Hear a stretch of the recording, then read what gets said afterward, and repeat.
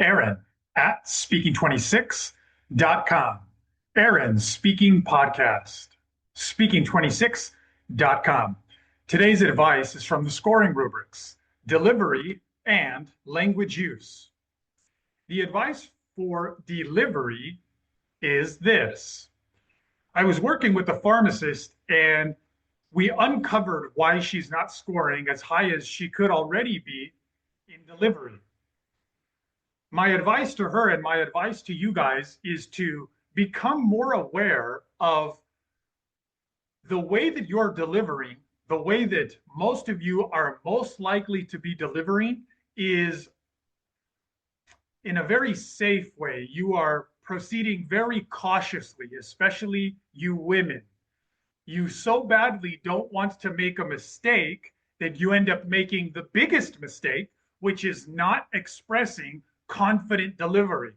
Listen to my delivery right now. Am I trying to make you think that I'm the world's most polite person? Is that what my delivery is focused on doing? Is my delivery focused on making you think that I'm the most unpolite person in the world? No, it's neither of those. Right now, my delivery is focused on giving the kind of firm, assertive, and confident delivery that scores a minimum of 26 on TOEFL IBT speaking. If you think that this kind of delivery can help you to score 26 on TOEFL IBT speaking, start practicing that way. I encourage you to start practicing this way.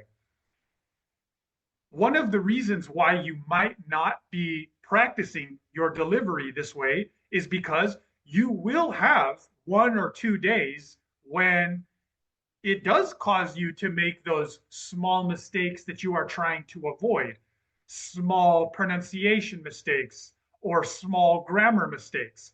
In order to get a higher score on delivery, you're going to have to care less about those small mistakes.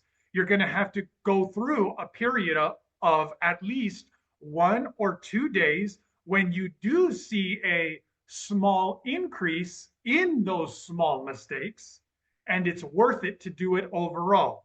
You have more than 1 or 2 days to pass your TOEFL. So start pushing yourself to speak more aggressively like this, to score higher on delivery, even if that comes at the price of making small mistakes for a day or two. After a day or two, you'll get more used to pushing yourself to do that, pushing yourself to score higher on delivery by speaking more firmly, assertively, and more confidently. That was the first piece of advice for today. The second piece of advice is from topic development from the scoring rubrics. Topic development. I know a lot of you have told me that you don't read the scoring rubrics. A very common thing I hear is something like this. Yeah, Aaron, I've looked at the scoring rubrics once or twice, but I don't find it helpful. The scoring rubrics don't tell us test takers how to score higher. It's like they were more interested in appearing smart when they wrote the scoring rubrics instead of being more interested in telling the test takers how to score higher. So I'm here to remind you that the scoring rubrics say topic development. It doesn't say topic copy. It doesn't say it does not say topic repeat.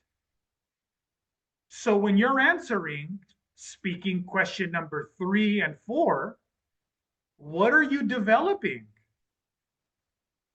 The next time you practice speaking question 3 and 4, after you give your answer and you are hopefully reviewing your own recording, the recording of your own answer, ask yourself this: at what point, or even better, at what points of your 60-second answer do you develop the topic, not just copy the topic?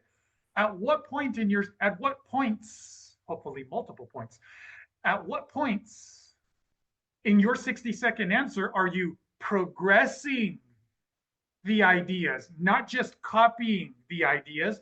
At what point are you taking the ideas a little bit further? At what point are you doing what the scoring rubrics say? Developing, progressing, which is not just copying. Okay, there it is. There's a second thing I want to tell you, and here's a bonus. While I was finishing the second thing I wanted to tell you that was about topic development, I came up with this. When you review your 60-second answers, or when you review your partners, your speaking partners' 60-second answers, if you hear yourself or your speaking partner say, he explains or she explains, he or she is referring to the professor. If you hear yourself or your speaking partner say, he explains, she explains, or the professor explains, that's a red flag that somebody doesn't understand the question. The question does not say, the professor explained, and we want you to copy, to repeat back as much as you can. Does the question say that? Does the question mean that? So if you hear somebody or yourself say, he explains, she explains, the professor explains, that's a red flag that shows your language use is showing that you could score higher by better understanding the question. Speaking26.com. Good luck, everybody.